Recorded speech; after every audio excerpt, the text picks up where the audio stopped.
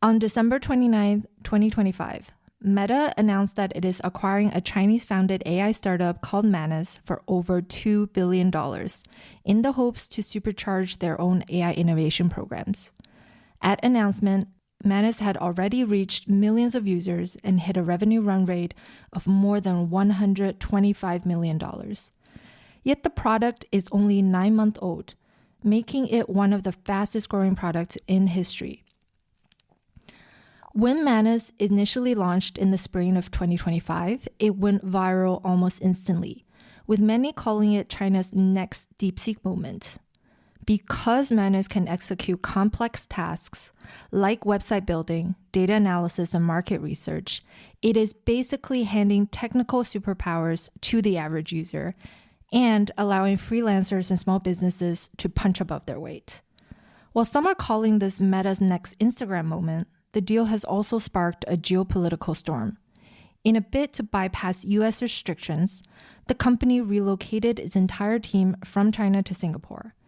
As of today, the deal is still under active investigation by the Chinese government, whose final verdict could rewrite the rules for all cross-Pacific AI deals going forward.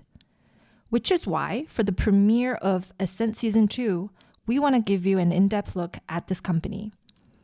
We'll be talking about why we think Manus made it among thousands of other AI agents that surfaced last year, how this deal affects incumbents like OpenAI and Google, and as always, we'll be going back into the histories of the founders, who they are and what led them to one of the most talked about AI deals of the year. And I'm your host, Linda. And I'm your host, Pan. Happy New Year, and welcome to Season 2 of Ascent.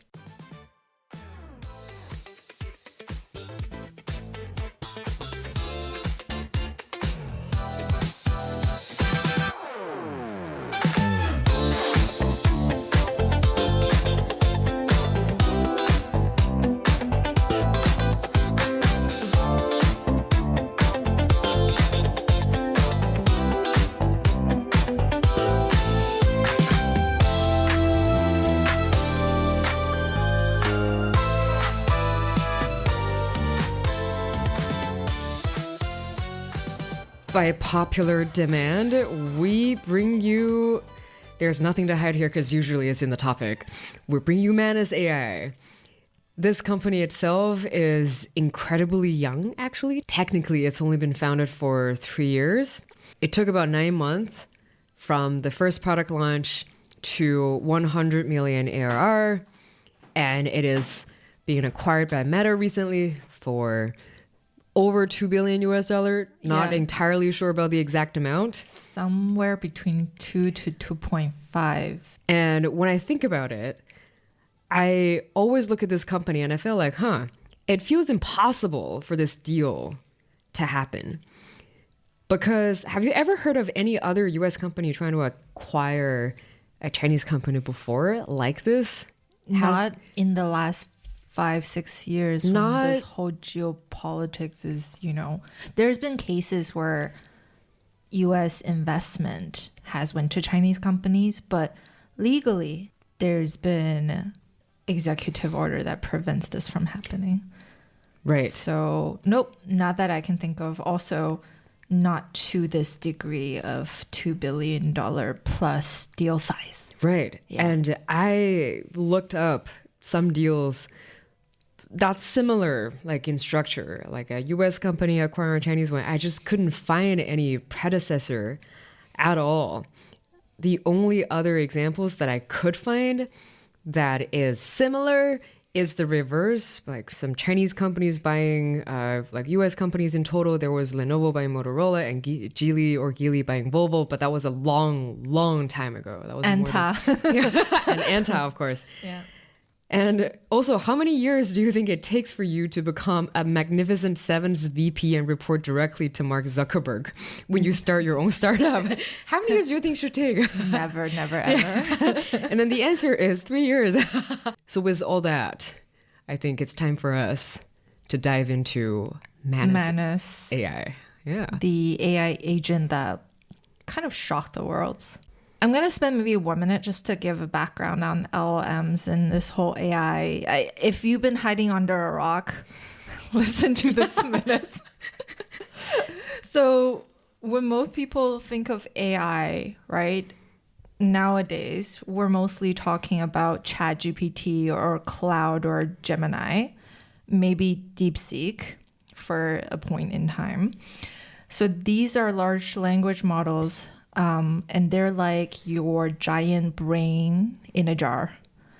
So they're immensely intelligent because they have processed essentially all the available data available from the internet or from books or written materials. So I would say I use these models day to day, and that's where most people talk about when they talk about like AI models, right? Or when they say they use AI.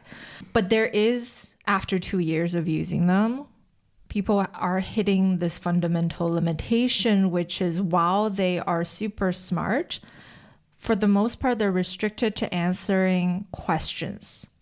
They cannot perform the actual task for you. So for instance, you can ask ChatGPT to build you a website. What it will do is it provides this conversational guidance on how to code, or it can even give you the code, but it cannot execute the task itself.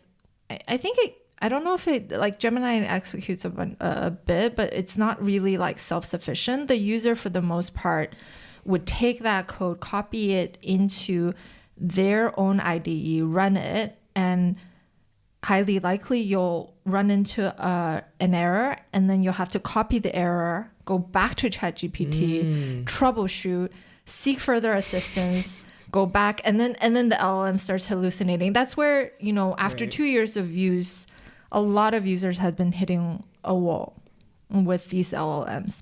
By nature, it's actually kind of reactive, right? So you ask a question and it'll try to give you an answer passively after you ask the question, and it'll try to formulate its answer in one go.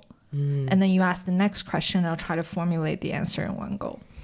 So that's the OG AI, right?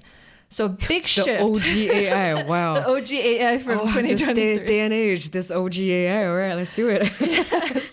And so the big shift from 2025, we're in January 2026. So the big shift last year is the proliferation of something called agents, or the agentic applications, which are built on top of these foundational LLM models. So startups don't actually have hundreds of millions of dollars to build these foundational models. So they're building kind of the execution engine on top of that. And they're trying to make it useful for the rest of us that are hitting that block, right? So these new applications help improve that by trying to create a digital workforce that actually makes the big brains useful for the rest of us, or as useful as it can. So, but I want to make this emphasis that the foundation models are not meant to be replaced. They're kind of used in conjunction with each other. You still need that brain to perform the work. But agents are the ones that are, for example, booking you a flight, or building you a PowerPoint, or launching you a web page, right? So they're kind of the application layers that are built on top of the LLM agents that perform all these things. And so this is a backdrop, and this is where I shift to what Manus does exactly. So the website is called Manus, manus.im, and this is their interface. If you go to that website, you'll see a simple interface that looks exactly like ChatGPT. It says, "What can I do for you?" And there's a box, and then you enter a prompt just like you would with ChatGPT. I mean, you've tried it. What's different is it doesn't give you a one-off reply. The first thing it'll do for most of my queries, that actually, as a result, is it will start up something, right? And then there will be a box on the bottom that resembles a screenshot. And then you click on the box and it expands. And when it expands, you'll see something called Manus's computer. So what it did in the first step is it actually initialized a virtual computer in the background. That virtual computer then is just dedicated to your task or your prompt, into solving what you asked it to do. So the differentiation is from most apps that it's not just a browser window. It's actually a full-on computer. It's a Linux workspace installed with its own browser, its own text editor, its own terminal, its own image editing tools. You will get pre-installed Python libraries. Everything that you or I would need to operate a computer to perform our day-to-day task is there. And you get that screenshot, right? It's actually like it's almost like looking at Manus the agent work over its shoulder. This is what's called the computer use or the GUI navigation, the graphical user interface navigation. And that's something that emerged late 2024, early 2025. And these models are specifically trained to understand how a virtual agent can use the graphical user interface and to click and drag just like we would when we use computers. I think what's special about Manus is that when you ask it to perform a task, it's very different than your ChatGPT, right? It's no longer a chatbot. It's actually a virtual person almost trying to understand your task and try to perform it and giving you results and giving you a report at the same time. And you have the ability to overlook it. And I think that's where the biggest value add of this group of agent. This is probably one of the reasons why it caught the attentions of so many people upon release. When we look at the story, even though it is a very young company, but there were plenty of content to be researched upon, right? Let's talk about those three key figures one by one before they started Manus. Maybe we can briefly touch upon one critical investment fund, an investor, VC. And then when everything is glued together, something else happened before Manus and then Manus happened, right? Yes. Okay. Yes. Our person number one is XIAO, right? The CEO. That's CEO. The main guy. Red, right? And how would you describe Red? Adjectives. Smart. Knows when to quit. This is my, I think a very interesting, very big pro for founders, actually. Yeah. A non-traditional AI agent founder, I would say, because he doesn't have a computer science degree from Stanford or some.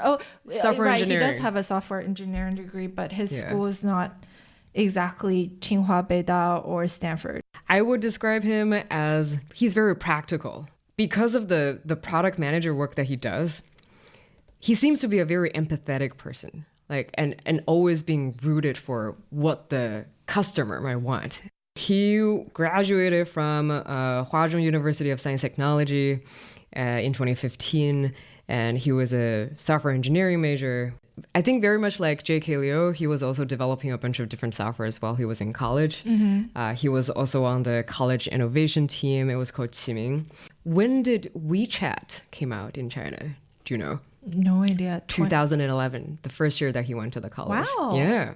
He designed a WeChat wall, WeChat drift bottle, a lot of small features, a lot of tools for WeChat because of WeChat just came out. He is also a very solid talent for PMF, product market fit. And why do I say that? He made a tool within WeChat to benefit the group of users as college students, right? Like just his classmates. He wanted to create a weather lookup function. But obviously, weather looking up wasn't a must-have function in the college at all, but looking for grades is. So he then tweaked that function into a grade-looking function in WeChat, and that got viral. Right. Right.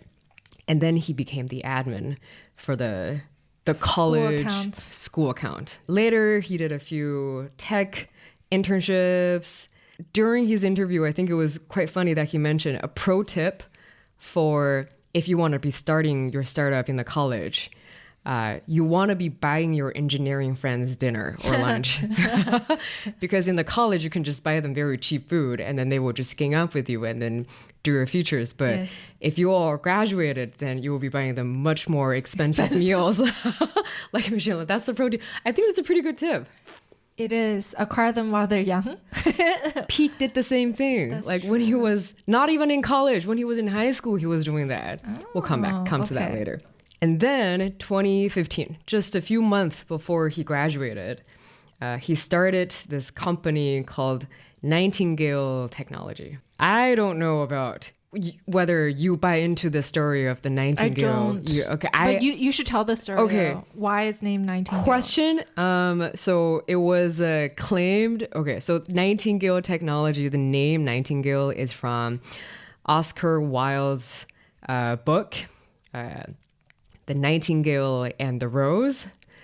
And if you don't know what that is, very quickly TLDR, it's a short fairy tale about a nightingale who sacrifices its life, her life, to create a red rose for a young student left. Like just a very romantic idea. It's like a sad romance. Sad romance. Yes. I'm not going to spoil the whole story. It's actually not a romance. It's a criticism on human. Right, yeah. So basically, it's the bird sings all night with her heart pierced by a thorn. And with the blood that is coming out of the heart staining the rose, and then the girl finally gets the red rose but rejects the love, blah, blah. But it's a very tragic story.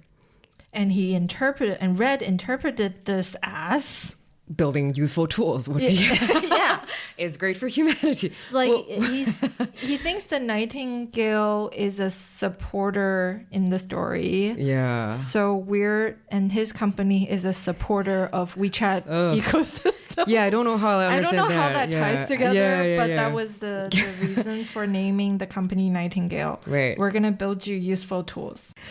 And then quickly moving on. So remember, he founded the company in January 2015, just a few months before he graduated, which is in June 2015. Mm-hmm. He did build a few things when he started that company, and mostly WeChat related, mostly in the WeChat ecosystem. Mm-hmm. And those tools are still in use today by WeChat. And one is called 一半助手. 一半 Assistant, which is basically a editing operating tool for WeChat official accounts. A lot of friends still use it today to manage posts. And the other one is a Weiban Assistant, which is a CRM tool. And that business was eventually acquired by another company, which is a public company right now, Minglu Technology. So these are on the successful ends for Xiaohong's projects when he was in school, and ended up getting millions of users. Did you know Xiaohong used to have a WeChat blog post called Tool Geek, 工具控. Okay. But it's no longer updating. But it just shows how much he loves building tools. And here is a visual for something that he had posted about 10 years ago. Oh no, actually not 10 years ago, just a couple years ago, but it was a very old post, and it's written by Steve Jobs. And here it's Steve Jobs' autobiography. But one of the ways that I believe people express their appreciation to the rest of the humanity is to make something wonderful and put it out there. So I think that's what he means. He's really into this tool building. He's really into tool building. Yeah. Yeah, that I agree. And he's very good at it because he started Iban understanding that there's a lot of posts that are being posted on official WeChat accounts, but then the editors don't have a lot of tools, and so he created them. He created a tool for editors so that it saves their time, like a one-click editing for the WeChat interface. Like he knows what they want. He's born a product manager. He is. he knows where the pain point is at. Right? Yeah.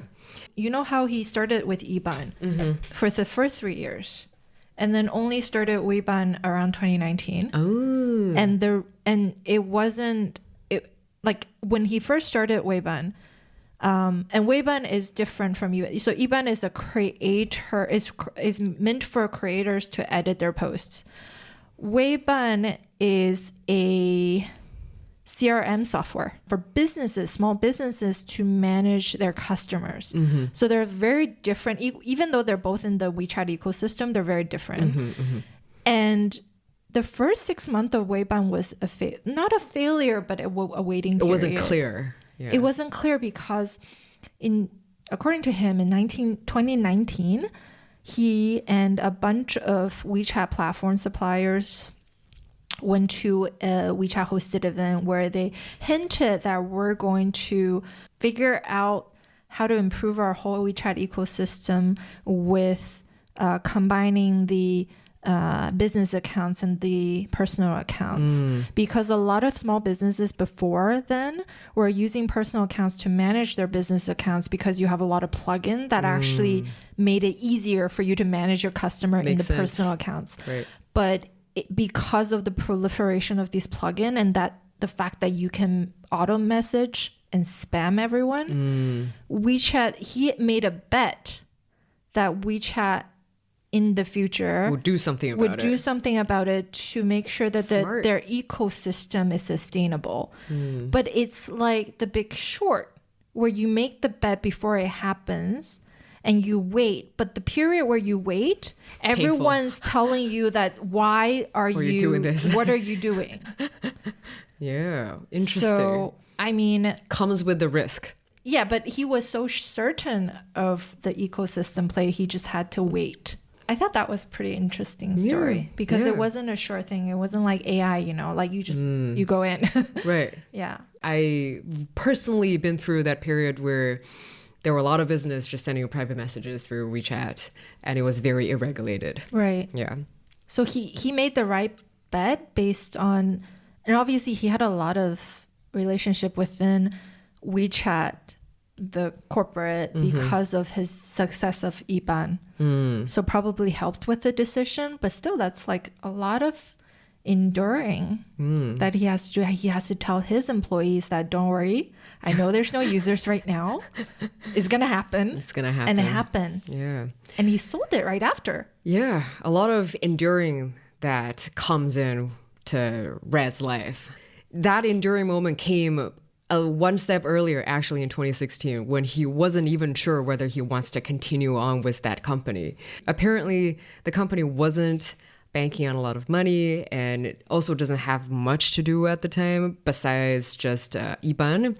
So he felt a little helpless and bored. A lot of his classmates went to work for the big tech firms in Beijing and anywhere else in China. And so he was still staying on in his startup. But then one day, this is also one of the had he not done this moment. So before he officially onboarded with a big tech company because he thought that, oh, maybe I should do this too, him and his teammates in 2016 in October participated in a hackathon that was hosted by Ping West in Beijing.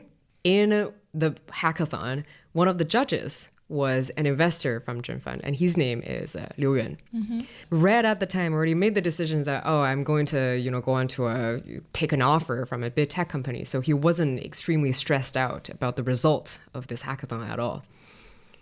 But it was indeed very life-changing for him. And they were demonstrating some of the extensions for Chrome for that hackathon, and somehow it got Liu Yuan's attention, and then that was the investor from ZhenFund. So the next day, right after that hackathon, Liu Yuan brought him and his team to ZhenFund for an IC to see the investment committee. And in that, their name was being added to the IC last, handwritten on it. He was not on the official list of all the projects that's being screened by the IC at the day. Just want to show you a bit of a Red's personality. So by the end of the IC, everyone was kind of impressed by the work that he's done, and they were saying that this is such an interesting project. And an investor, unnamed investor from ZhenFund, asked him, if I were to give you this much money, how are you going to use this money? And Red immediately replied, that's not necessary. We can make a profit. We don't need that money. So he rejected the money in the first place. And on the same day, he received a competing offer that's coming from a very big tech company and made an even higher offer from the money that ZhenFund was going to offer him. It was allegedly 3 to 4 million RMB. ZhenFund was offering him 1 million RMB. Red rejected the 3 to 4 million RMB offer from the big tech company of purchasing his whole company. I'll tell you why. And he eventually decided, after thorough thinking, he realized that, oh, maybe I want to be working on my own projects. And if I don't do it now, I don't think he'll ever use it. So he ended up taking ZhenFund's 1 million RMB. So the tech company investor wanted him to do not his own project? There are two offers. One is from ZhenFund, and then one is from a different tech company. And but for the same product? For the same product. For the same Chrome extension that he was building at the time. And so apparently he's doing a very good job with the team, and maybe that tech company sees great value of that product thriving at the broader ecosystem that they were building. Okay. But it was not given any name, but it was being offered at a higher price. Got it. So he neither wants the money and he wants the autonomy of development. Okay. Clearly, he's prioritizing the autonomy and just chasing dreams. So lessons learned from this whole period of building the first company, and Red said later, if you want to showcase your work, you should always find a place to showcase it. And if you're more relaxed, you will even get better results. That's what happened to him. I think it's so true. Yeah. If you care less in general, I think that comes out better, right? To be a chill version of yourself. And the third one is, don't give yourself a fixed conclusion too early, because he was kind of desperate and he wasn't happy with the project that was going on. And all of a sudden 2 offers come in. I know, right? Things could really turn in a day. But I think that actually goes into how much we don't talk enough about his trials and errors, right? His first venture after graduation, he tried a couple of things, failed, and then found this one that works. And then with Weiban, he also tried a couple of things and found Weiban and found failed. That the business side of WeChat worked.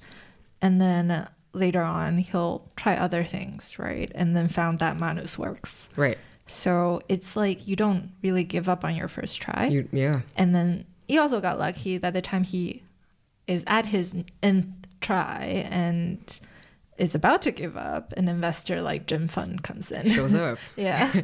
It's what we call fate. Yes. Oh, actually, I think he has a third option, which is to go work for a tech company, but that third option doesn't have any autonomy, so I guess he wasn't even putting or like that on $1 million funding. For sure. Yes. $1 million in the year 2016, that's not possible for someone who is just going to work for a company after graduation. Exactly. I would take the investor funding. Yeah, for sure. Yeah. I want to save the butterfly effect company for later. Okay. Can we do Peak now? Let's do Peak. How would you describe Peak?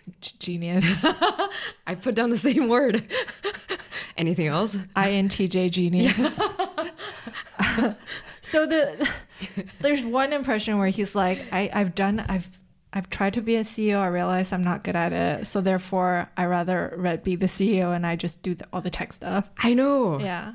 So besides genius, I also put down idealistic. I think they're all pretty idealistic. They're all pretty idealistic. Team, including their investors. Which is so insane. Yeah. How would you, at this day and age, you have a whole team of very idealistic, from investor to product manager to engineer. Everyone is kind of on the same page. Realistic idealistic, though. Yeah. Not just like, practical. We're going to, practical idealistic. I'll start with a had he not moment. So Peak Ji, his Chinese name is ZHANG, right? Goes by Peak. So had he not... His mom and dad, this is not very average Chinese family. So his dad is a college professor in physics, and his mom is a serial entrepreneur in Beijing. And before we dive in, I think we should just take a moment to acknowledge that he is very lucky to be born in a family like this. Yeah. I think what resonated with me with like there's no such term as serial entrepreneur in Beijing. At that time. In it could be like somewhere between late 80s or 90s. Yeah. There was no venture capitalism in China. Right. Peak lived exactly as a combination of his parents, I think. Right? His first development experience, which is insane, in elementary school. So he left China at the age of 4 and went to the States with his parents and came back in the 2nd grade. And because he has superb English, because you're in the States for a few years, he got acquired by the robotics team in the elementary school in Peking University affiliated elementary school with Afuxiao. And he constantly joins competitions with like on the One of international those championship. kids. Yeah. One of those super smart kids, right? Like those kids on the robotics team. Yes. At the age of 16, okay, another had you not moment. And this gives me a little goosebumps because we might share the same school principal based on how Peak described his high school. My high school principal, headmaster, left my high school after 2 years after I graduated and went to Beidafuzhong to be headmaster. So there is a possibility that the age also kind of clicked. Look at you guys turning out so well. But hold on a second. So, but I think this really shows like the school's whole management system feels like, oh, I think he was the headmaster of the time. Going back to Peak. So in high school, that's when he started working as a full stack developer for Mammoth browser. Still downloadable today, Mammoth browser. Oh, really? Yeah. Okay. The school is so supportive of what he did at the time. The vice headmaster verbally said to him, it doesn't mean that you're an excellent student just because you have scored 600 in your college entrance examination. This is like 99.99 percentile probably. The other teachers working at the school will tell them that before you graduate and move on with your lives, you need to be an independent person with critical thinking before you can do more things with your life and do academics or do anything. It's so rare. And I want to put this into context in like 90s, early 2000s China. This is a very different landscape from liberal arts America. Kids don't do this. Like Gaokao is the university entrance exam is their life for 18 years. You don't deviate from that. Most parents will not let you deviate from that. Principals and teachers are half your parents and they won't let you deviate push you from that. Right. Yeah. So it's a very different landscape from the, your Western academics. K to 12 is very different. So in China, this is, if you have the brains, you need to get on that. Either you bypass the exam because you're so smart, or you get on that exam and you get the best score that you can. Yeah, absolutely. And as Eminem would say, you have one shot in your life and you better. That's exactly what he meant. That's exactly, because college entrance examination. You get one shot. You got one shot. Yeah. So this is a very unconventional school that he went to, a very unconventional family and system that he was in. So by senior year in high school, he was being poached by tech companies. And guess who was poaching him? Xiaomi. No. Yeah, Xiaomi. Xiaomi had just started at the time. Okay. And there was another company that was, trying to grab the talent. Apple also likes him because of the browser business that he started. The Manus browser business. So he got attention from Apple. Right. And just to give you a little bit of what size of a business was he starting? The business model was very simple.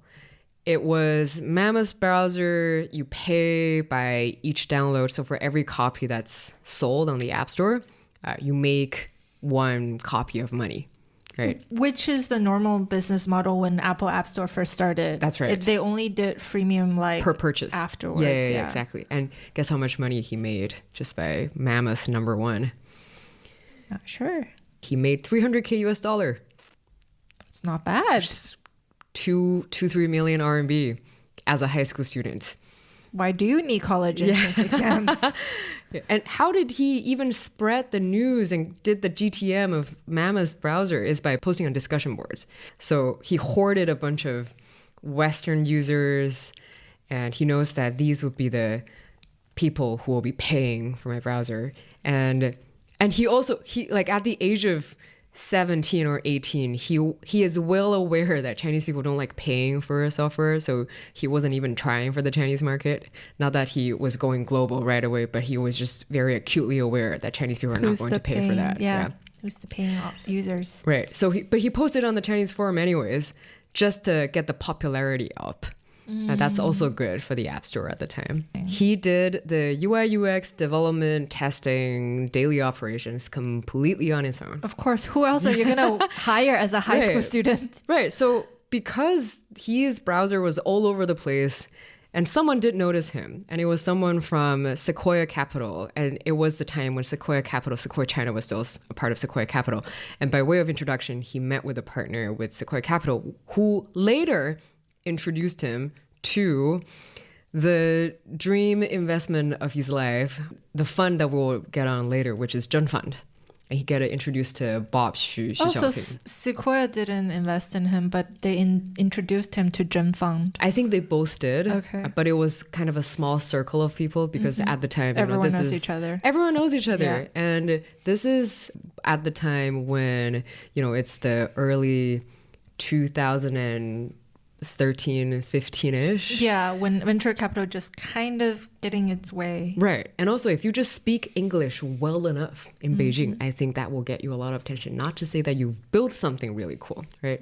And one quick note I want to add about ZhenFund and Xu Xiaoping is Bob Xu, before he started ZhenFund, he was also a partner of the largest English tutoring agency. Literally every single Chinese kid would know the name. New Oriental. Yeah, New Oriental. Yeah.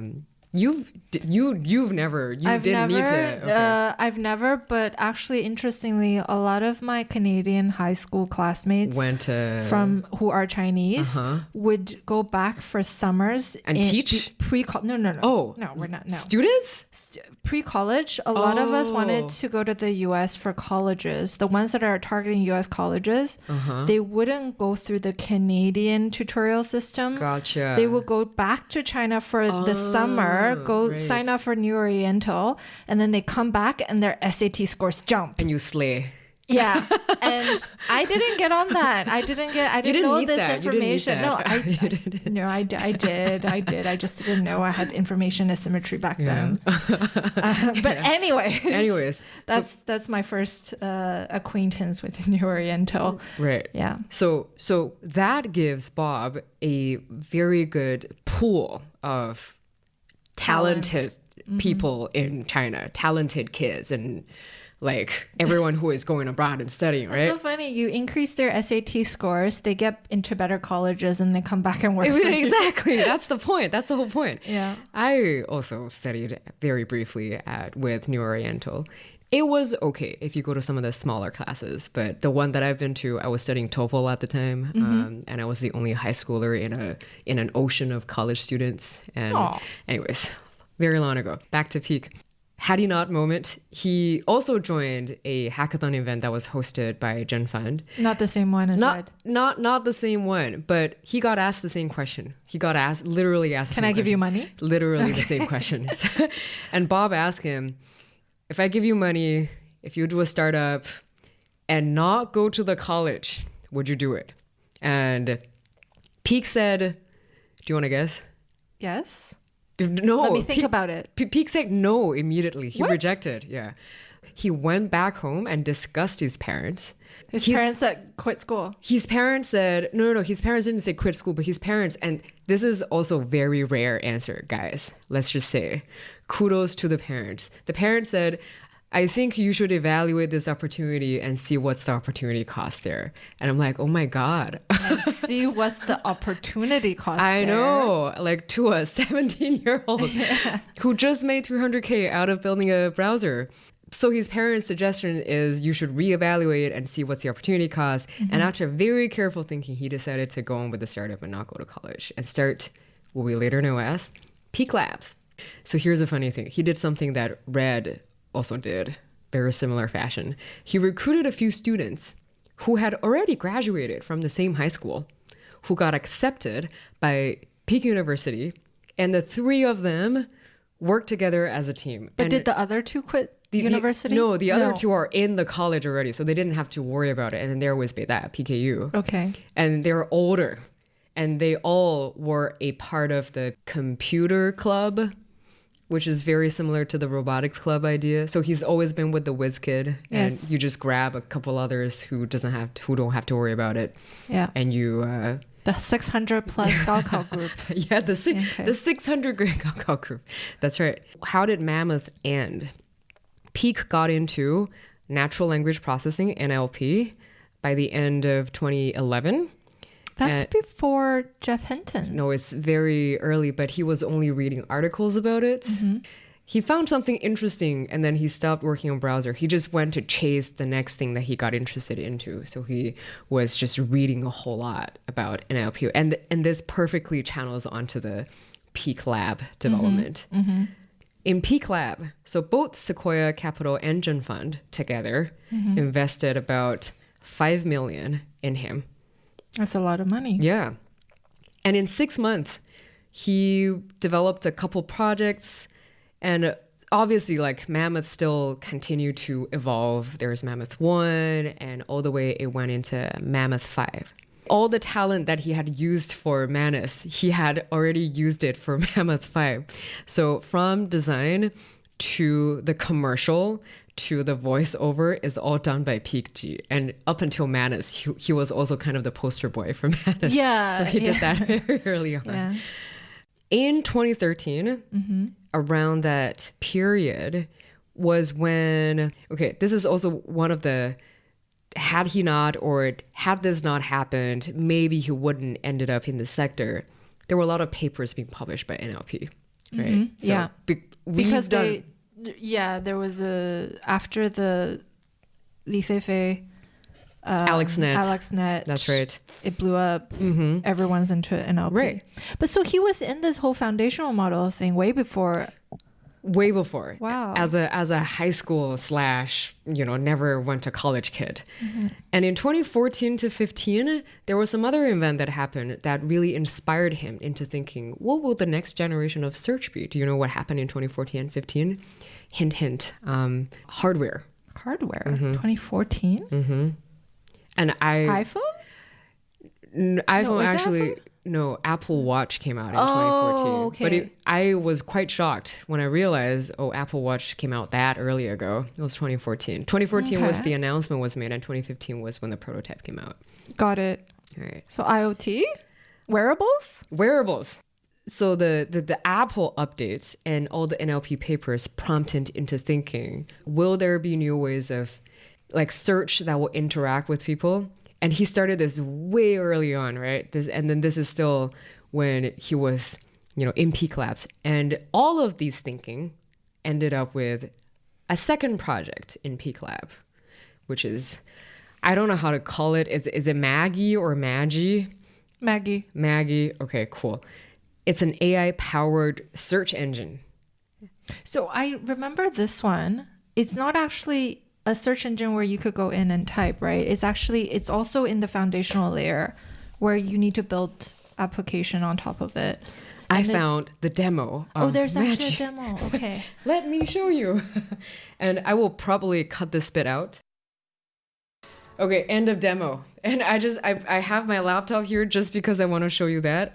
I don't know what to do with it. I just really want to see your reaction to it. Okay, I'll tell you exactly why they didn't continue it. I'm like Let's go in a fan. Okay, bunch of nerds. They're hardcore nerds. They're like, I love, like, yeah. Not 42. The answer to the word should be Maggie, not 42. So we both seen, right? Like it's an AI-powered search. It has knowledge graphs, which has a lot of values later on. Actually, a lot of tech companies are still using it today. Mm-hmm. And it has structured answers, and you can add your ad queries on top of it. I think it's a creation that's very much ahead of its time.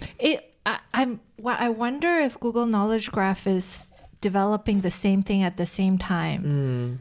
A lot of people were developing the same thing at the same time. But with like a team of 1,000 engineers versus, right. Because guess what happened after they had this? What happened? ChatGPT 3 for early access. Wait, this is so late in the... Yeah, this is already pretty late. Okay. Yeah. And so ChatGPT came out and Peak felt like, oh, this is the end of the world. Well, sorry, this is not what he was thinking, but this is just me trying to impersonate what he was thinking.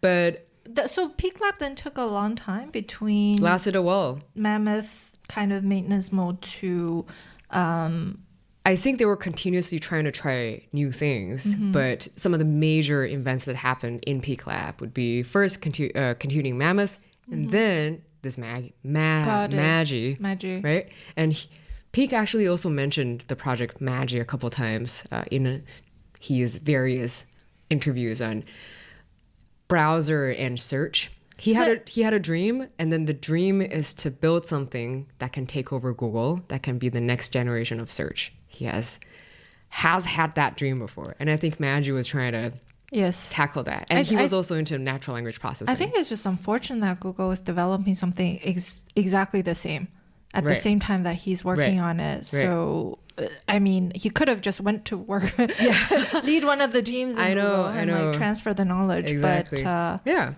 wow. So, this ChatGPT 3 came out and he felt like that all of his work is for nothing. It's all moving too fast. Aww. So his first instinct was to sell Magi. So his reflection at the time is too ahead of his time, but he tried everything. He coded word by word. There was no regrets. After Magi, he went to work for an B2B AI tech company. And he was working on, as a researcher / engineer, working on improving the scores for AI. Like no longer founding a company, but employed by a company. Probably did that for fun. And he, in fact, did that for fun. What was he doing at the time?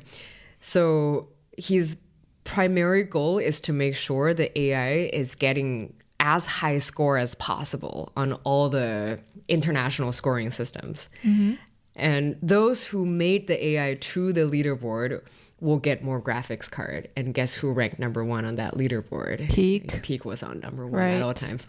And this is a positively reinforcing mechanism. Like the better scoring you get, the more graphics card you get, and the better score. The better results you get, the more graphic cards you get. So at the end of the day, he ended up hoarding a bunch of graphics cards he wasn't even using.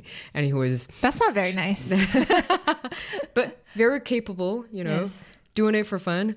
And if you're interested in more of Peak's work, first of all, he was listed on MIT Technology Review in the Innovator Recognition in 2025. Really innovators under 35 did a bunch of cool things.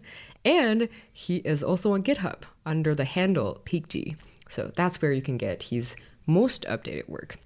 So this is him before he met Red. Or let's say butterfly effect and how that materialized. Young genius. Yeah. Very cool. Yeah. All over the place with a lot of ideals. But a constant supply of people who are willing to invest in him and his hobby projects. I know. Yeah. It's great. If you're that talented and put yourself out there, people will notice you. And they will want to lift you up. Yeah. Right? Yeah. He was very lucky. Okay.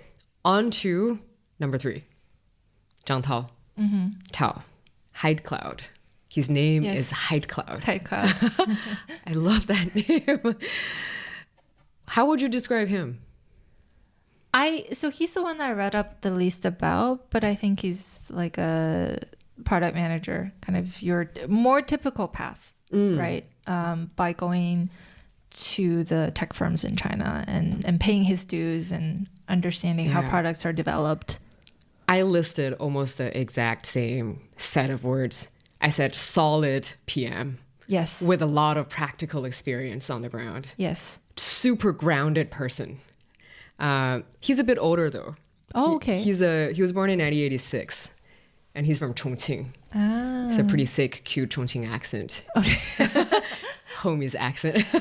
Okay. So he's kind of the older brother for the team later on in Manus.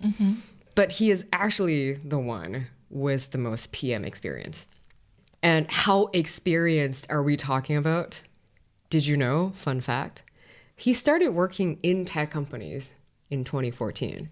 To give you a little more reference, have you ever heard of a system that's called the Symbian OS? 塞班? Vaguely. Vaguely? Do you know which cell phone company? Wait, isn't That's not Huawei. So Symbian OS was a pioneering discontinued mobile operating system for smartphones, dominating in the 2000s, especially on Nokia devices. Oh, Nokia. Known for its early multitasking, customization, and robust features like messaging, web browsing, blah, blah, blah, blah. So Nokia. So he goes way back. Wow. Yeah, goes way back. And he also had the experience of working in a series of tech companies and a lot of relations to Google. First, Tencent, obviously, because that's the biggest / the first one.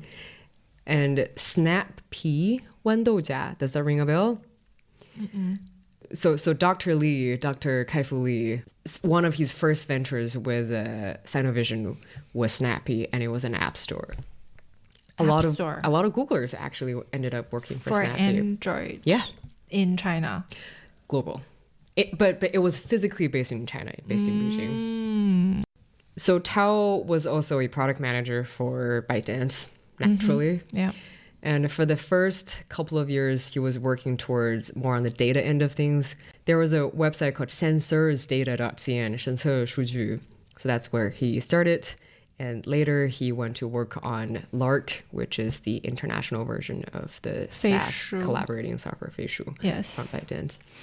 He also worked in a company which also discontinued, but was very interesting, which is also related to one of the later investors, to Manus. So Wang Huiwen, this name, you're familiar with, right? So his name showed up in the Manus list of investors. Yes. And they used to work with each other. So Tao and Huiwen used to work with each other in a company called 光年之外, which is also an AGI company. And I couldn't find the proper English name for it because it has unregistered. That company no longer exists. But that company, I guess, can roughly be translated into light years away. It's an AGI-focused company, I guess, developing a bunch of products that's related to AI. And Wang Huiwen is a co-founder of Meituan. And who So the company was eventually taken over by Meituan. That's correct. Because Wang Huiwen and Wang Xing, the Meituan CEO Wang Xing, they used to be college dorm buddies. They're in the same dorm. Okay. So I guess if you're in the dorm in Tsinghua and starting a business together, you're kind of brothers for life, right? Yeah. So that's why that company got bought out by Meituan. So right. So Hidecloud is a serial PM. Serial and very serious PM. And a few other things that he did, I have to point out. Had he not done this, he wouldn't have been picked up by the group. In year 2024, he was still working for the AGI company, light years away. In his sharing as the PM in that specific company, he expressed a couple times, which is also kind of his ethos for working as a PM, which is, as a PM in the AI era, it is simply not enough to find the PMF. You need to find the best model product fit, which is exactly, I guess, what you described earlier, that Manus championed, right? They're so good at it. Use the right model to create the right product, and then you find the product market fit. So that's what he said. In February 2025, and specifically February 10th, 2025, remember what happened in the end of January last year? End of January last year. Around Chinese New Year time. DeepSeek. Yes, exactly. DeepSeek came out, right? And Zhang Tao did a very famous 2-hour video on DeepSeek's R1 model. He did that video to educate the non-technical everyone that why is it good? How did I not come across this in the DeepSeek research? It's just so well hidden. But when I click on that video, I have so many friends who like that video. And every single person who liked on that video. Where is this published? I will send it to you later. It's published on his WeChat blog post. And those people who like that video are either working for an active AI research institution or a very big tech firm. So it shows the credits of how good that content is. And the name of that video is called 最好的致敬是学习. The best way to pay tribute is through learning. I don't know whether learning here means whatever learning, but it's giving the background of what is R1. And he was explaining in very layman's term why DeepSeek was good technically and compared a bunch of models. And I think it was probably ranked by a lot of people in the tech world, tech video of the year. Wow. Yeah. Actually, this comes to, so all three co-founders that we covered so far, they do have this commonality, which is they're all very active, not only with the investors, but within the tech community. The influencers kind like of, they're, right? Yeah, they're like your influencers within the tech community, and they like posting their ideas and their thoughts. And I think that actually helped with popularity. Do you want to guess? So for the 2-hour video that Tao created, who was the initiator of that video? Or whose platform was hosting that video? Platform? Or whose channel? Who initiated that idea? Peak or Red? ZhenFund. ZhenFund. Oh, ZhenFund has a podcast or no? It Or was like it was on their channel. Wow. Yeah, it was kind of on the public education side of things. Okay. So everything all comes together, right? Yes. Everything all comes together. Yes. The last ZhenFund also likes posting stuff. Oh, so very active, very active. Yeah. So one last thing about Tao is he said that he reads paper every day, and he would very jokingly mention that it's not that I have such a good habit of reading paper every day, but factually in this industry, one new paper is published every day. At least. Yeah. So he's still reading paper every single day. Oh. I know. Like all three of them are, I'd say, rightfully on top on the respective things that they're working on. And they're still learning and studying and staying active in the communities. How do you bring these three together? Like, how do you find them? How do you bring them together? What an excellent question. Let's get to that bit. But before we can really connect the three of them, there should be, we should definitely just quickly talk about ZhenFund before we go into Liu Yuan and how they all meet each other. So ZhenFund, we all heard of this company before. ZhenFund has a sort of an investment manifesto, and it goes, ZhenFund believes in backing visionary founders, fostering technological innovation, empowering bold entrepreneurs with disruptive ideas, early stage tech angel investing, emphasizing speed, resilience, and supportive partnerships with over strict control, focusing on areas like AI, biotech, new consumption, and high-end manufacturing. Yeah, and if you haven't heard of them, they're one of the largest, well-known early stage venture capital. Early stage. And they're very known for not just investing on the project, but investing in people. So like founder first kind of theory. So they're all very liked by the investor community. Right. Yes. So Liu Yuan was the key investor in Red's former company. Yes. Nightingale, right? Yeah. Liu Yuan actually invested in Red 5 times. Yeah. So Liu Yuan was obviously very... Like 5 rounds. So Liu Yuan was very much linked with Red, and they're actually both from the same place, Hubei, Wuhan. And Peak got connected with them because of Anna. I thought it's with Bob. So Bob Bob and was Anna. the one that tried to convince him, Right. the founding partner. But linking onto a specific project with Red, that was for Anna. And Zhang Tao was brought into the team later because of Yusen Dai Yusen. Okay, so basically... was a lot of direct- matchmaking here. Yeah, and they're all the names. They're just directors or founding partner, or like partners or founding partners of ZhenFund. Yeah. Right. Apparently they collaborate a whole lot. And when they were working on a new project, exchange information and bring the relevant folks together. So that's the way of working. So a bit more about Liu Yuan. Obviously, he is the initiator of everything, and he's the sort of the core investment partner in this project. Yeah. The person who gave Red the first pot of gold, basically, after And the continue 2016. to get him 4 more pots of gold. Yeah. So Yuan graduated from Washington Lee in the US, which is a liberal arts college. And his major was accounting. And as he described, it was not the sexiest major at the time. I think it's generally known that it's not the No, but at the time it was useful. It was practical, It's right? At the useful, time, but it was never sexy. Before he joined ZhenFund, he was working for another investment firm called Green Spring Associates in Maryland.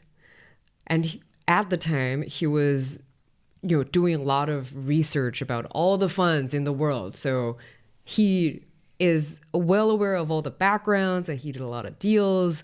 And then he came back to China and then joined ZhenFund.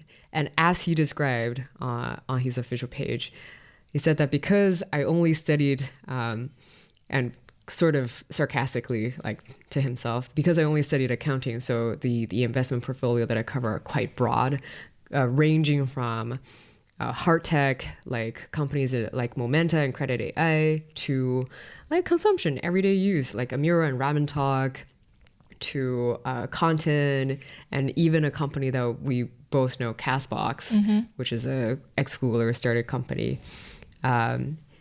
And out of all the companies, I found other companies that I actually know personally. Plantag was one of my classmates' company, and that he also invested in. He's apparently, it's a very small world.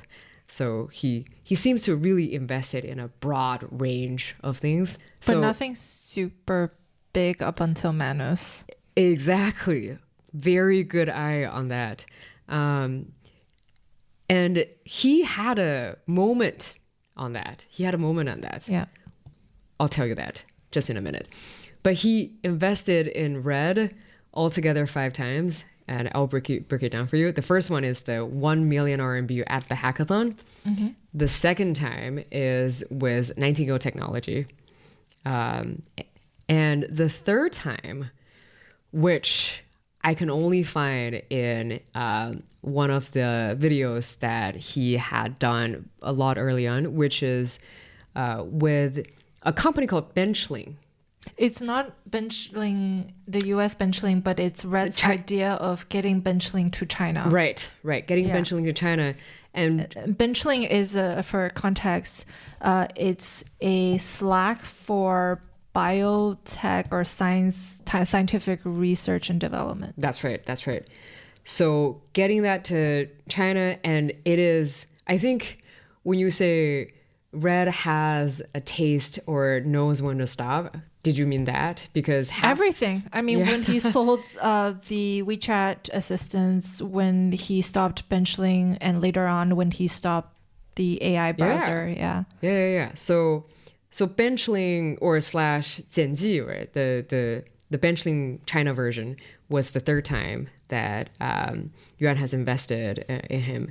And then the fourth time is Monica. Monica.im, the butterfly effect, which we'll get to later. To your point on why Yuan also needed this victory, he apparently is a very sentimental person, right? Yeah, yes. Right? How would you describe him? I heard one podcast where he self-proclaims that he cries at every moment that he can. Healthy. That's really healthy. It's very healthy. Yeah. So he seems to be a very loving person. They're usually not this type. I know, right? Yeah. So I was just checking, sense check. Are they all like that? Is this average? Would someone who work in the VC or PE sector be as sentimental or as caring as Yuan? No, I think it actually prevents you from, I don't want to say this, but it's I agree. I know what you mean. You're supposed to be very number oriented. You calculate your, how much would this company worth, and but so adding that extra emotional touch is probably detrimental as an investor. I agree. But at the same time, I think it is what made him stick with Red for so long. And so you can argue that this personality is what created his ultimate success. Yeah. I agree. Yeah, that's a very good way to put it. So as a very compassionate and gentle investor, in the year of 2022, Yuan wrote Bob a very short note, and he said, and because he started working in 2014, so by 2022 it was 8 years. For 8 years, I failed to produce any work I could be proud of. Perhaps the peak of my career when I was promoted as a partner. Oh. Since joining ZhenFund, I've grown under the immense favor and encouraging words of you and Anna. If I have achieved success, it will be a perfect story of repaying your kindness. And if I don't, my role at ZhenFund will be like a favored eunuch in the imperial court. That's what he said. You see? Yeah. He has a... Yeah. And I think he actually meant what he said about... How do you respond to a message like this? He didn't respond. Yeah, but I think... and you know, like how much, so obviously I think everyone at ZhenFund was helping each other out, and Yuan helped Xiaohong so much in the past 10 years, besides investing in him like 5 different times. He also pulled, do you know how many WeChat groups he pulled for him? Hundreds, probably. 130. Okay, I think he sticked with Red, continuing to invest in his ventures, because the first exit with the WeChat assistants, it was positive. It wasn't like huge. It wasn't $2 billion exit, but it was a decent exit. Yeah. I think the Benchling equivalent didn't end up making money, or not that they talk about it. Monica was cash positive. It was great. Right? Yeah. And so there is no reason to not invest in this guy. It was on the positive trajectory of things. And for the only other portfolio company that I know, which is Castbox, they're doing pretty well. Yeah, true. It's just it's not Manus, but it's it's doing well. Right. But maybe he wants to be the person explosive. He wants to be the person that's known for investing in the red book, which is what ZhenFund is known for. Yeah.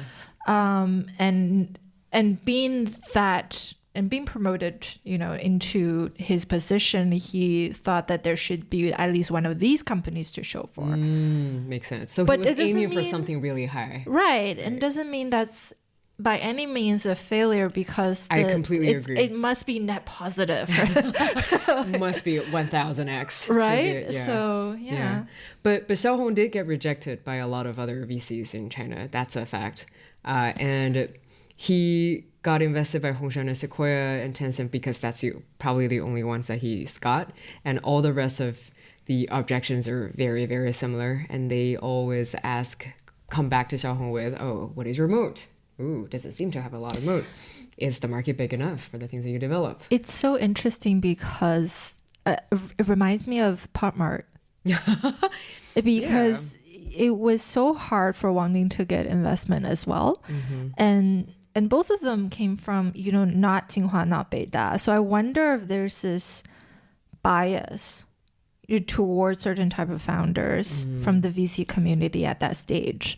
And so it's extra hard for them to raise money. And as a result, a lot of people miss out. We realize a lot of people missed out recently because of all the growth trajectories and all the IPOs and whatnot. But the investment happened like 6, 7, 8 years ago. Yeah. So maybe there's a fundamental mindset back then that doesn't favor any of these guys. I agree. Yeah. Yeah. It wasn't the right time. Or people didn't believe. Yeah. And now I don't know if they shifted this mindset, or if it's still like, oh, we're gonna. Maybe it's starting to change. Yeah. Yeah. But we'll go on to the SaaS bit, because SaaS is Manus is. We're almost there. We're almost there. Okay. So almost there. So the role of ZhenFund in Manus was very critical, right? Day one investor, right? Also first institutional backer.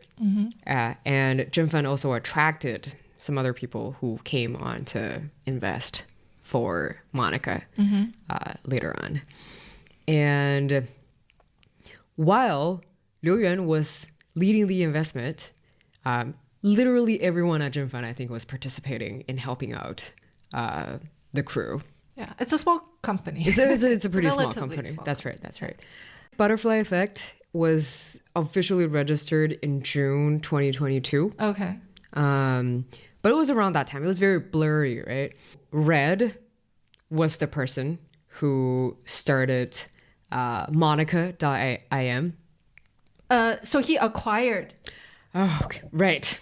Okay. He bought the Chrome extension, which is called ChatGPT for Google.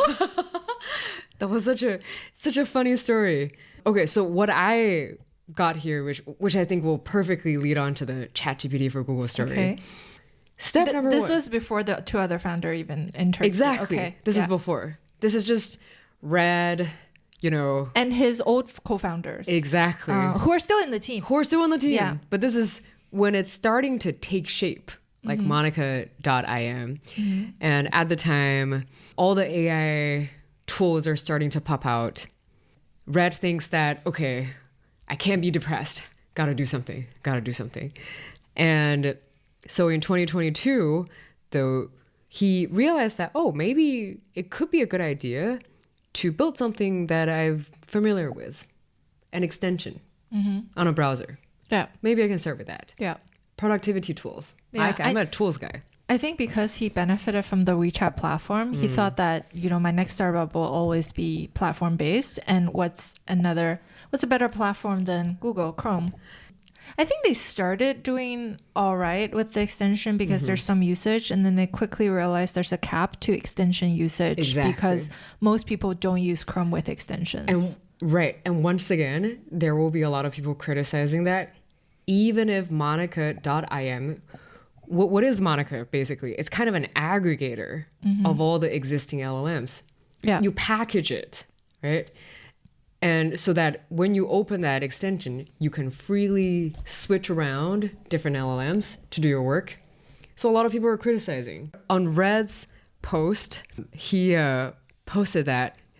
Also, I think this is very much from a product manager point of view. And he's very less so about, going like deep tech, having my own model. He's more so about how do I make people use? Like, what value do I bring to the users?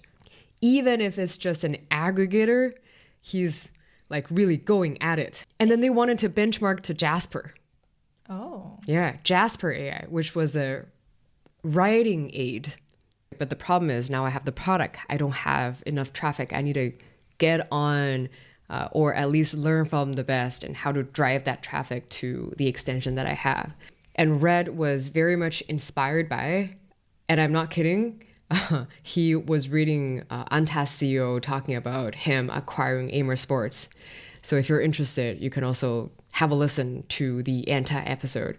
Besides Anta's story, and he was also looking at Constellation Software. He was wanting to just acquire the traffic and not building it on his own. And he did one thing, which is to get the traffic from ChatGPT for Google. And that product is made by Red's alum, a guy who was older, graduated a little earlier. And ChatGPT for Google got its traffic from 100K to 500K user in just a month.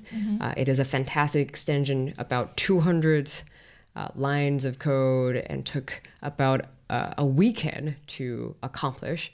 So Red was not the only person who wants to get that extension. There were a couple other contenders who want to get the ChatGPT for Google because everyone was rushing at the same time. And Red wasn't also necessarily pitching the alum at the highest price. His pitch was actually on the lower end. And the alum went back home and told Red that I need to negotiate with my wife whether that price was okay. So Red waited until the alum came back to him and said, I can sell it to you now. You can clear it. And Red did not wait for the investor's fund. He made the transfer to the alum immediately on his phone and rejected the higher the alum rejected the higher offer. And then this tool later became very critical in Monica's traffic. The acquisition of Amer Sport by Anta prompted his decision to acquire rather than build from scratch. Even though he built Monica from scratch, but ChatGPT for Google helped with the traffic. Don't start from scratch when you don't have to. Exactly. Onto the so browser. They have a steady cash cow, $12 million ARR. and they realized that it's not going to continue to grow and it's not going to be there forever. So let's find something else. And Red has an idea for an AI browser. So he has the AI extension. He thought AI browser would be the natural next steps. I don't know why somehow taking over Chrome is on everyone's mind. So that's his first idea, and he went to different people with the idea, hoping that they would join his team. And that's where I guess ZhenFund and Peak and Hidecloud comes in. How did Red know Peak? So he was not really working for anything at the time. He was working as an entrepreneur in residence at ZhenFund at the time. Oh. So he was just observing and sitting in all of the meetings. And he had browser development experience with Mammoth. And Red had a proposal to Peak. And his proposal goes, I know you have built a web browser before, and you've also built an LLM. You've built a search engine. Do you want to build a 3-in-1 with me? And Peak said yes. Right. So the end of 2023, that's when Peak and Red started engaging on more conversations about building, something like Manus, but it wasn't called Manus at the time. It's something completely different, no? Yeah. The AI Chrome. Yeah, the browser thing. Browser. March 2024, that's when Peak officially joined the team. And later in May 2024, that's when Tao joined the team. Around a similar time period, early 2024. Right. And I think the setup was that the original Monica IM team is still in Wuhan at that time, right? And then both Peak and Tao are in Beijing. And so this new project, it's kind of like game science. They have like a small new project team. And then you kind of gradually shift people over as the new project gets bigger. But at first, it's just a very small team trying to develop this new product. And the new product, I think, started in March, April, or like right after they joined, and then lasted all the way until second half. I want to say August or so of 2024. So maybe 5 months of development time for the AI browser. And somehow during those 5 months, all of them eventually realized that it might not be the product. Yeah. Again, going back to, they already developed the product by August, so they could either release it or scratch it. And I would imagine a lot of people would release it just to see where it goes. So for the three of them to actually say, let's scratch this and start from scratch. It's really bad. I think it's courage, right? Because you could just say release and then maintenance, but they don't want the opportunity costs, because for every hour spent on maintenance and trying to figure it out and still cost. Exactly. So you either shut it down completely and pivot, or you don't let go of your babies and then it turns into something else that you don't want it to turn into, and it eats up your time. So I think it's actually a good decision. The other thing that's related to kind of the AI period of software development, right? They develop something very quickly and it's all application layer. The opportunity cost of pivoting, the sunk cost is not as big as a few years ago. So pivoting to Manus and developing Manus, I actually looked at the Manus development period that they quoted. It started from September, probably mid to late September, after a month after they scratched the AI browser project. And the first prototype was actually done in mid-January. That's 3.5 months. That's like not even 4 months. Manus was created. And they waited until March for the release only because Cloud Sonnet release timeline was 3.7 was in late February, and they wanted to wait for that for both a better base model, and for publicity. Like you can kind of leverage the extra publicity carry over from cloud. I guess it was a hard decision to just say, forget about this thing that I originally promised you guys that we'll do. But it's also like very, very low opportunity cost to say, oh, let's develop something else. Yeah. And this something else is just turned out to be the right decision because there are other AI browsers that are still in development right now. And I think the amount of splash in the market compared Manus to another AI browser, they're doing decently well, but just not to the degrees that Manus has been gaining traction. When they decided to drop the browser business, they realized that all three are very, they all have a lot of product experience. So for three, I would say 2.5 seasoned product managers to see this and to say, maybe let's not ship this. Yeah. They must have like an instinctual feeling that this is not It's not going to work. It's not going to work, right? The three of them, the whole team, had about 2.5 weeks just wandering around and not knowing how is this going to turn into something else.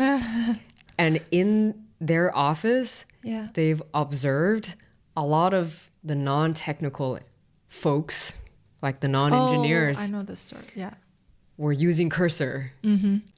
I think for most non-technical folks, aka like me, to see a lot of codes running on your laptop and commanding to those codes can be very intimidating, right? And that was the issue for the non-technical folks in that office.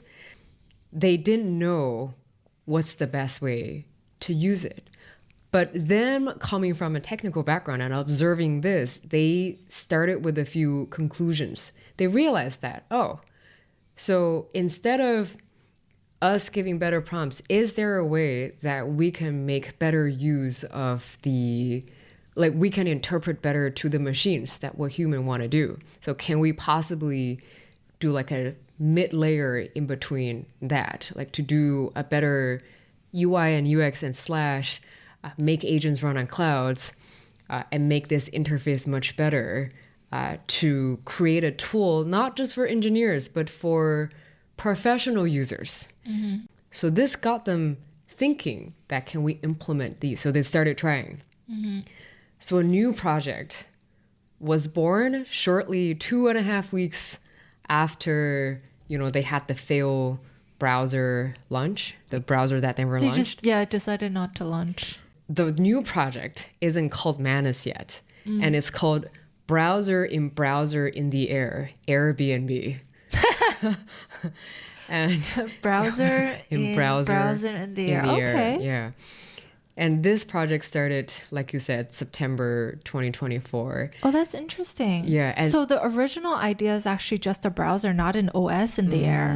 That's right, because they all have very rich experience in designing browsers. Right. So I'm glad they didn't keep this Airbnb concept. Right. Yeah. So obviously you can't really call yourself Airbnb. Once that product consolidates and everyone was, feeling that, this is a ready to ship product. And we all feel that the quality of the product that it's paying, it's really going somewhere, right? So they decided that, maybe we should name this project. They had a few options. Okay, option number one, which I don't think you'll even like. I didn't know they had options. Option number one is called Dodo Bird or something like that. Oh, I do know they have options. Okay, yeah. And Anna didn't like it. And then option number two was called Vita, which is life and energy, because they want something that was energetic, vetoed. And option number three was Manus, which was the MIT slogan. Hand. Yes. And Peak picked it. Right. I mean, Dodo Bird's never going to work because it's extinct and it doesn't fly. So, Anna, good call. Yeah. But yeah, the opposite of that. Manus is a very good way of describing this project because it is the hand to the mind that is already been created with the likes of ChatGPT and Gemini. It's perfect. Yeah. It's perfect. We're about to get to the March 6th and March 7th product release, right? Yeah. And so just, I guess, as context for anyone who doesn't know what happened last year, not before March 7th, in January last year, DeepSeek launched. its first, I guess, interface, right? Yes. DeepSeek R1 Blew up the internet.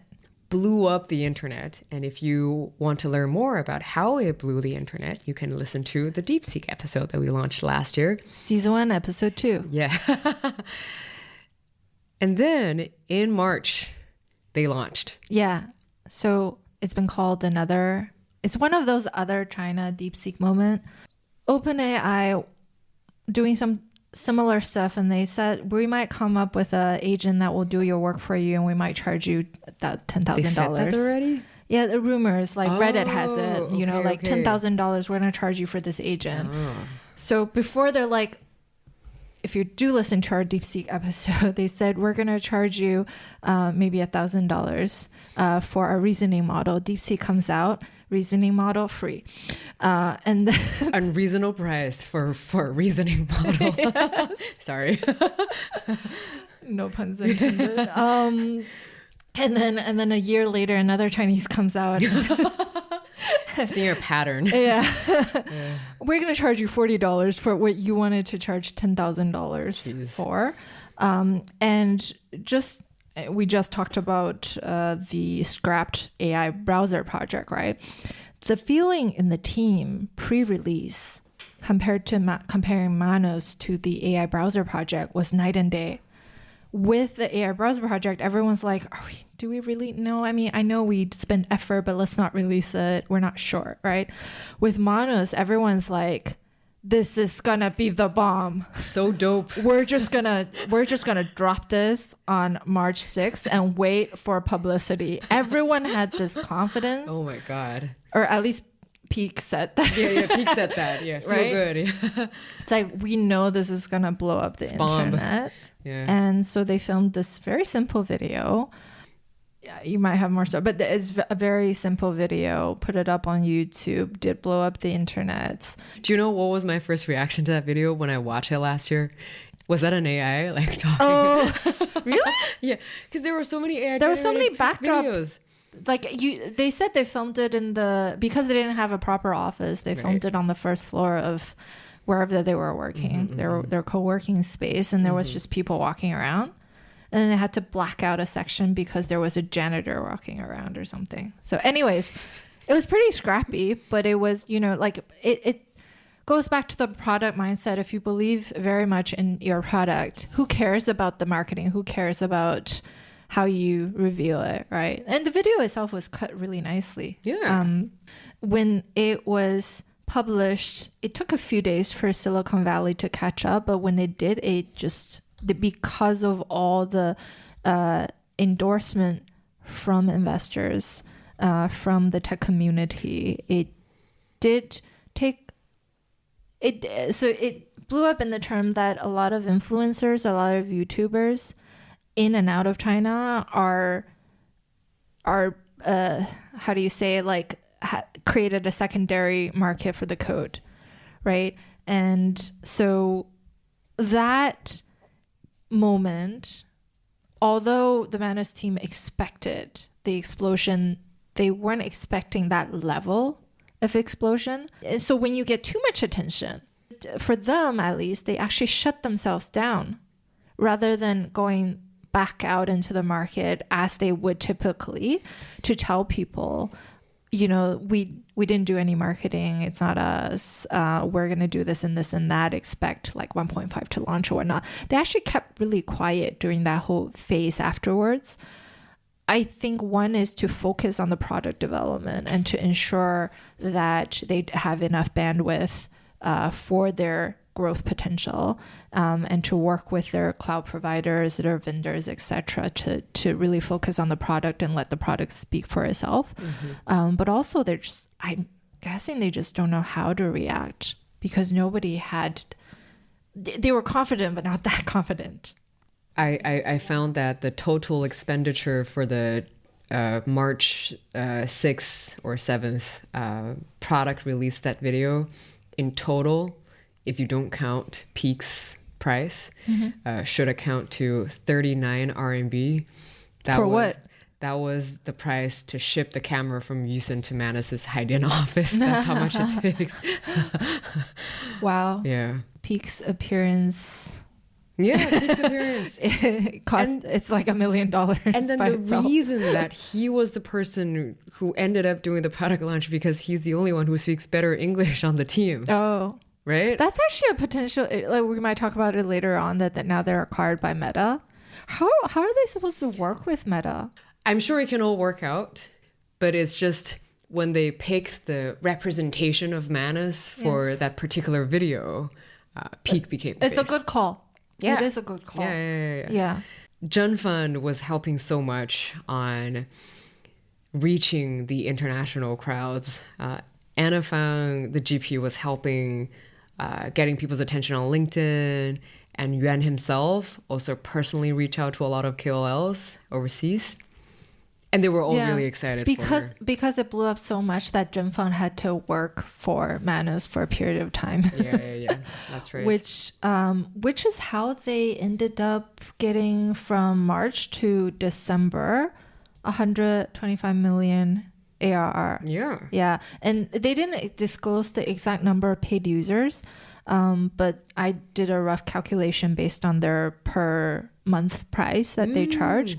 It's MRR. probably somewhere between 200,000 users to 330 because there is the $20 package, but a lot of their users do pay for the $40 package, and some of their power users end up paying not only the one is a $200 package, but also they top up on tokens because it only gives you a fixed amount, and then you would need to top up in the end. Sidebar, I created, and I just showed you this, I created our Ascend podcast website, or I was trying it out if it would create the website. It created a great website in the matter of 15 minutes after 3 back and forth prompts. The amount of effort that I used to create our old website was a lot. Definitely more than 15 minutes and almost 0 brain cells. I think it took me like a week or so. Right? And it wasn't as nearly as good as this one in terms of the appearance, right? Because I had to generate my own images and whatnot. So the amount of time, if you I don't know, I'm like my hourly wage right now, for the effort right? that you have put in, So the amount of hourly, if I were to pay myself, let's say the minimum hourly wage right now, I would pay at least $40-$50, but I would pay up to like $1,000 for this product alone. Just a year ago. So I think there is so much potential in charging your consumers, and most of them are prosumers who have this high willingness to pay. So I think I'm jumping ahead a little bit in that I think 125 million ARR is nothing compared to Manus's potential, which directs me toward this probably inaccurate hypothesis that they might have sold themselves short with $2 billion. But there's other things at play in terms of the grand landscape of AI agents, because it's so proliferated that maybe they see that next year the valuation won't be as high for your generic AI agents. Maybe there's other entrants. Totally possible. Because building an OS, right, and creating an environment for your agent to operate, it's not as hard as building, let's say, an LLM model. So the barrier of entry is lower. And as much as I think that this group has some technical geniuses and product geniuses, the amount of effort that's needed for copy and pasting Manus is actually much lower than what you expect a similar product to come out a few years ago without the proliferation of AI. So maybe they see that there is a roadblock to grow from 125 million ARR to 500. But going from 0 to 125 took them 9 months. And they've been consistent, and they've been quoting a 20% month over month increase in ARR. So hitting I'm just imagining if they really, do the promotions well and everything, do the marketing plus improve your product, hitting a 500 million ARR in maybe 1 or 2 years isn't unfathomable, right? Given that they managed to produce something that would cost me maybe $4,000, $5,000 to hire a full stack developer to do. And when you have a $500 ARR product, even with a much lower revenue to like a revenue multiplier of, let's say, 10 rather than 16 to 20, it's still a $5 billion company. Absolutely. Right? So the other side of me, because we did this background research on the team's entire idealism and pragmatism, a part of me wants to say that maybe it's they see the future. They know when to quit. We know that they know when to quit. Maybe they see that 2025 is the year and maybe the only year for such an agent to create such high multiples and a good exit. Or maybe they are putting money on the table. They don't care if they can grow Manus to a $5 billion valuation. They just want their foot in the door to Meta so that they can get the resources of Meta ASAP so they can do more things with the amount of resources. I think we both have referenced one interview of Peak. And in that interview, I think Peak said it very clearly. It was throughout the message that to be able to compete at today's AI landscape, we're just a bigger size developer, independent developer, and to be able to compete better in the future, you must become a big tech company, right? Because it just requires so much, whether it's computing, like the model, the money, the capex. Yes. I think that interview was done before Meta's acquisition. So I think maybe in their mind, there was that direction of we're either going to be working very closely with a big tech company or we're going to become a big tech company. Yeah. But still, I mean, it's a lot of money on the table. Yeah. If you have a firm belief that you can grow your ARR to 500 million, and if you only take 2 million for the deal, there's something else at play. Yeah. Right? Yeah. That we don't know about. We can only make our hypothesis. But for the users, for us, I think it's great that Meta acquired Manus because, and I'm on Meta's perspective, right? Why would Meta acquire Manus? I think there's a few things that folks quoted. One being that Llama 4 was a flop.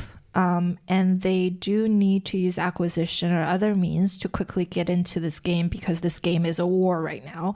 And obviously there are other companies within the Mag 7 that are winning.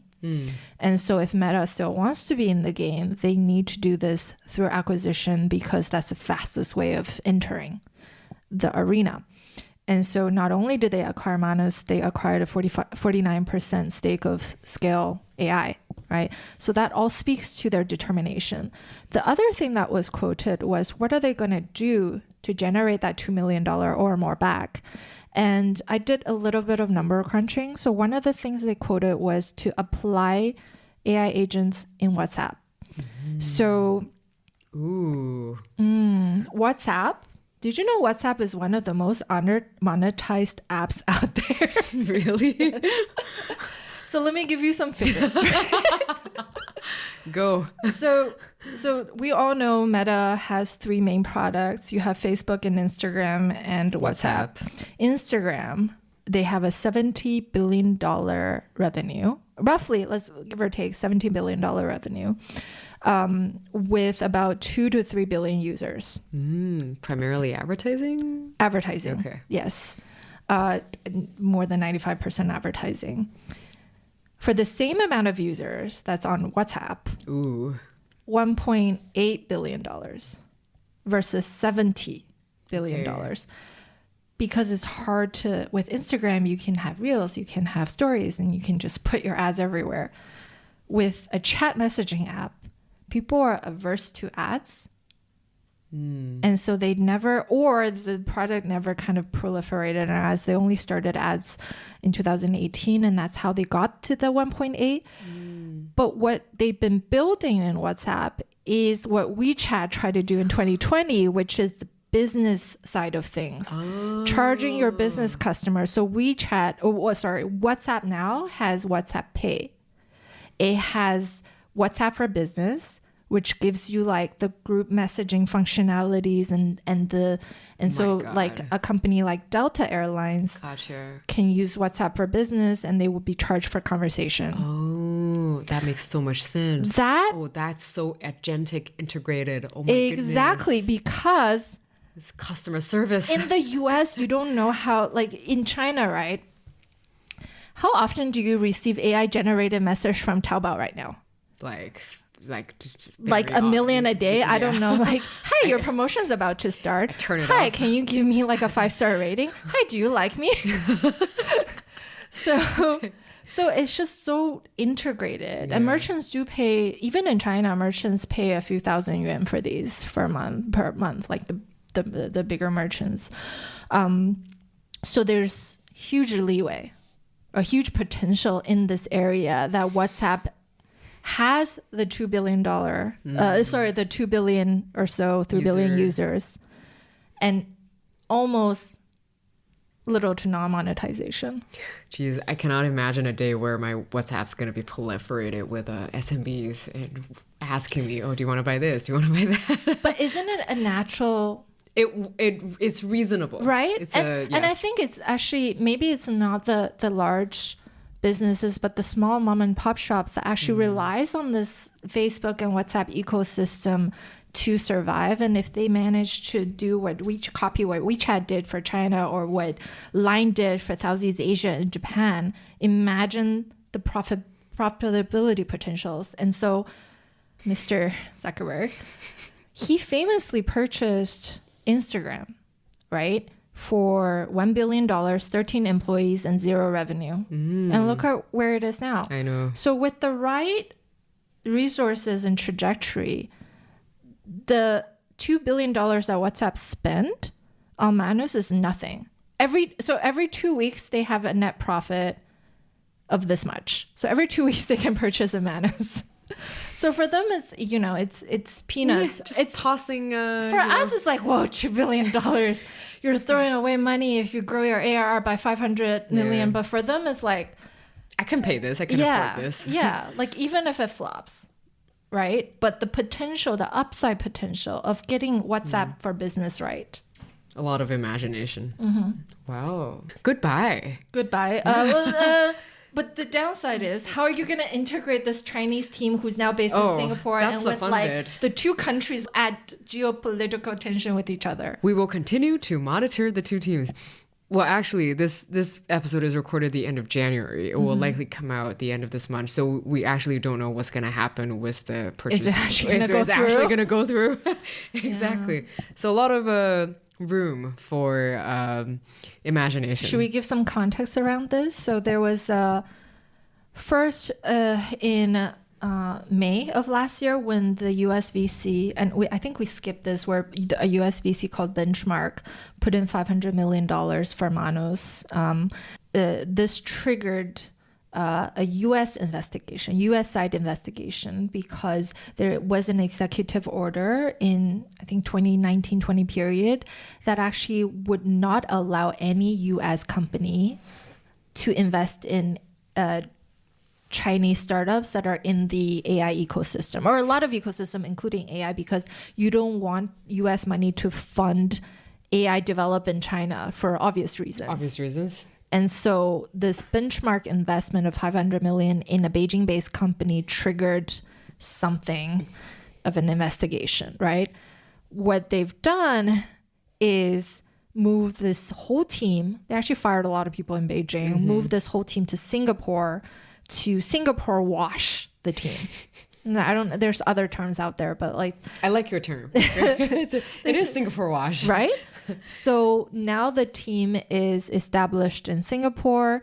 Everyone moved to Singapore. You have zero data retained in China. And so US government, as a result, stopped investigations, right? Until December, when this is announced, China comes back and like, hey, wait a second. Okay, US is okay, but we're not okay with it. You developed the technology in Beijing, and now you're benefiting non-Chinese users? Like, what is this? So the You're to claim it, Reds. Right. And so the Chinese Department of Commerce then sets up another investigation, which is happening right now. And there is a potential that they'll block the sale, but and this is, again, my personal opinion, because a lot of the recent acquisitions in Silicon Valley are acqui-hires. So it's not really, they built the product in 3.5 months, right? Worst case scenario, everything goes back to scratch. I don't think that's going to happen, but it's just, worst case if scenario. you moved everything already, your databases and everything already outside of China, your personnels are outside of China, there's a lot of legal ways to work around this to enable Meta to still acquire what they want. Even if it's not Manus as Manus today, they can acquire Manus as a technology, they can license whatever, right? So there are ways around it that will ultimately enable this whole technology to be under Meta. It's a 1 + 1 = 100 story, and all the users out there in the world will want this to, well, I mean, at least I would want this to happen because I've directly benefited from using Manus. Yeah. And I think Violyan also shared his fair comment to the future of Manus. He said, we don't worry about things that will take place tomorrow if it's geopolitics, because anything could happen tomorrow. Like, AI development will happen very fast. But the one thing that we're for sure will know is, like, all of those people who are working on the product will just continue to work on these things. They will never stop working on this kind of thing. Why do we think it has ended? Why do we think it's on our list? I feel like with the combination of these three people and the amount of project they worked on and how much they are willing to throw things in the trash bin, even if they didn't develop Manus, they probably will end up with something else. Yeah, just my take. Also, I think there's a big learning with all of Red's ventures. Rely on the platform, like, don't go against it, right? With WeChat, they created Iban and Weiban, and they kind of caught the flow of WeChat going from personal to business assistance. With Monica, it was kind of, they were leveraging on Chrome as the platform. With Manus, they're leveraging on all the combination of LLMs out there rather than competing against them. So having your product set on an existing platform and not, it's less risky. And the other thing I think really helped them is that the whole Scrum process. Again, in one of the interviews, they mentioned that with three co-founders, they actually have like 6 people. With the 2 other previous co-founders that worked on the Monica project, right? The decision is, you would imagine when there's a clash in terms of decisions, it would be difficult because it's not a one-person decision. But in the end, for them, actually, they make all the decisions very fast because they don't care if it's a wrong decision, because the amount of time that's needed to correct a decision nowadays is so low. So why don't we just, if we disagree, fine, let's go with one. Like, Red, make the decision, we'll go with one direction.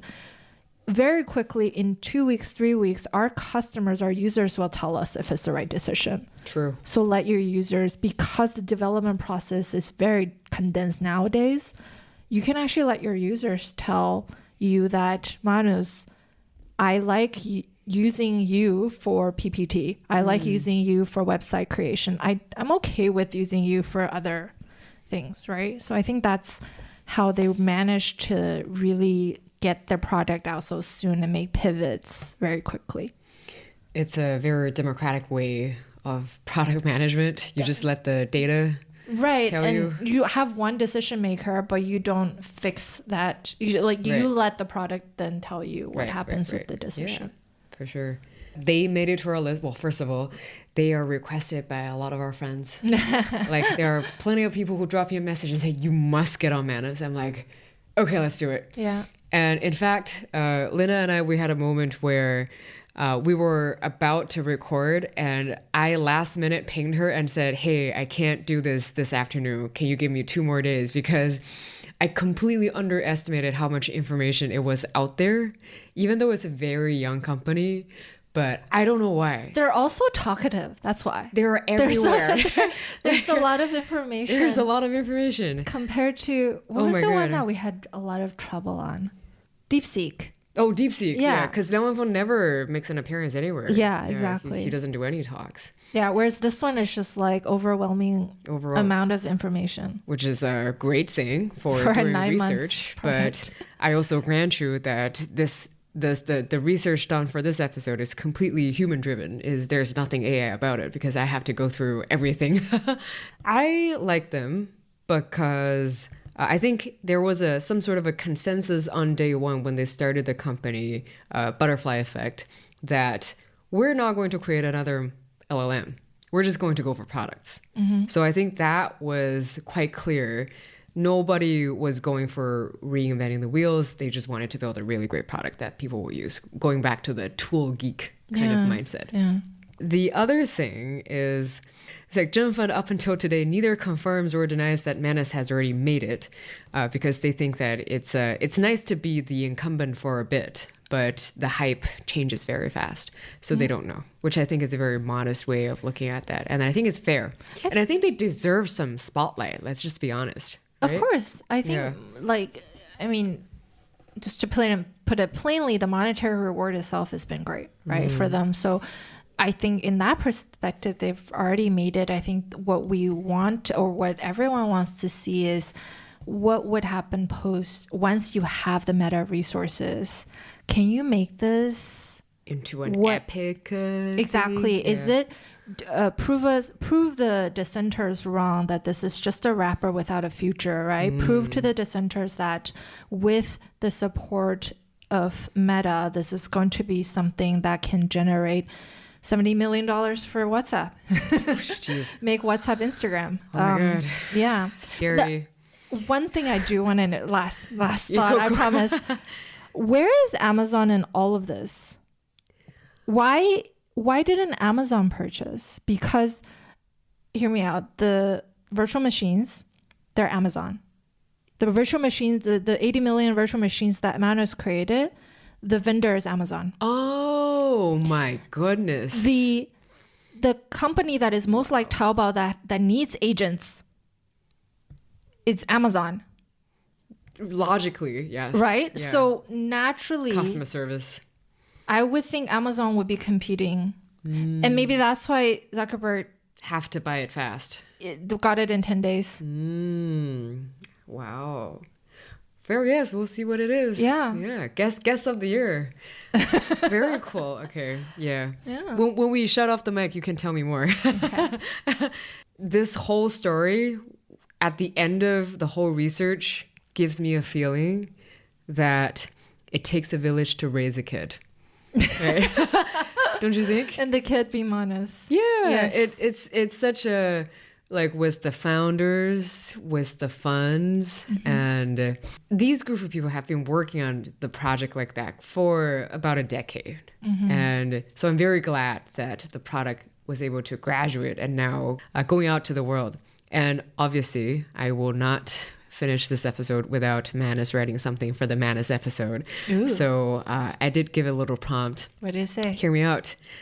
And so the story closes where it began. Mammoth to Maggie, Monica to Manus, Manus to Meta, different names, same instinct. The quiet belief that tools can think with us, not just for us. Call it evolution, coincidence, or fate. The spirit of M kept shipping. Aww. That's it. Wow. It is a coincidence that they all started with M's.